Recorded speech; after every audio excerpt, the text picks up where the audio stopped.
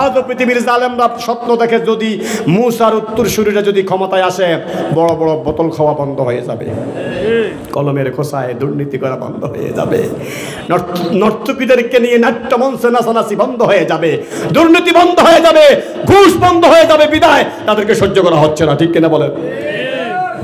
তাই বলে কি মুসার উত্তরসূরিরা কি পিছপা হয়ে যাবে?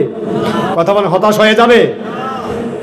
আমাদের একমাত্র ভরসাকে আরেকটা কথা ফেরাউন বলছে আই ইউজহিরা ফিল আরদিল ফাসাদ।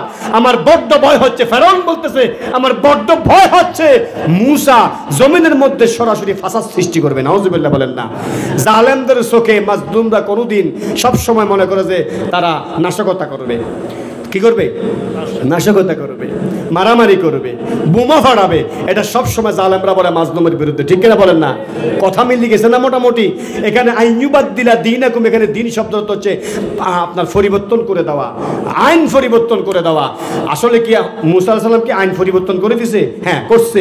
সব শয়তানি আর তাগুতি আইনগুলিকে মুসা পরিবর্তন করে দিয়েছে। সুবহানাল্লাহ বলেন না?